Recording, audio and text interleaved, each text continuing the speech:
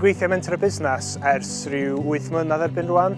Nes i ddechrau gyda'r cwmni fel pencampwr cyflenwi i ddechrau fan ni, sef swydd lle o'n i'n mynd allan i weithio gyda busnesau bach a chanoli gymaint i helpu nhw i datblygu capacity dendro'n waith yn y sector gyhoeddus.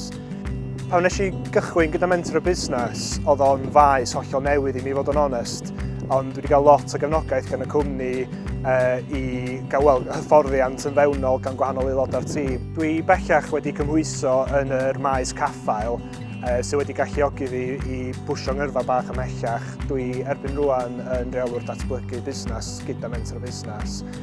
Cyn gweithio Menter y Busnes, o'n i'n gweithio i gyngor lleol fan hyn y gogledd, a oedd o'n swydd iawn o bob dim, ond do'n i'm yn cweit yn siŵr lle o'n i'n mynd efo hynny, a do'n i'm yn cweit yn siŵr os oedd o'r peth cywir i mi. Welish i'r swydd yn cael ei ysbysebu gyda Menter y Busnes oedd yn chwilio am rywun a lle oedden nhw'n barod i roi cyfle i rywun heb profiad blaenorol yn y maes yna, felly hwnna'n gyfle arbennig o dda i mi. Ers ymgymryd ar y swydd wedyn, dros y blynyddoedd dwi wedi cael lot o gefnogaeth i ddilyn cymwystera gwahanol. Dwi wedi achredu o fewn y maes caffael a cadwyn gyflenwi sydd yn ategu'n dda i'r gwaith dwi'n gwneud o ddydd i ddydd, sef cynorthwyo busnesau bach a chanolig i gystadlu am waith.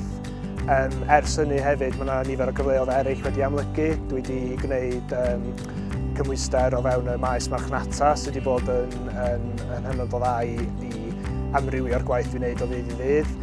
Dwi hefyd ar hyn o bryd yn astudio ar gyfer tysysgrif olradd trwy Brifysgol Aberystwyth sy'n cael ei gefnogi gan Menter y Busnes.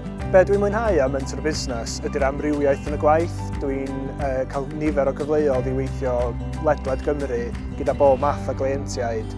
A rheini'n gleientiaid sy'n deillio o amryw o sectorau, lot i wneud efo'r diwydiant bwyd a diod, lot i wneud efo'r sector amaeth, ond hefyd just pobl o fewn yr maes adeiladwaith a bob dim. Mae o'n cadw bywyd yn ddiddorol gallu troi llaw at bethau gwahanol o ddydd i ddydd.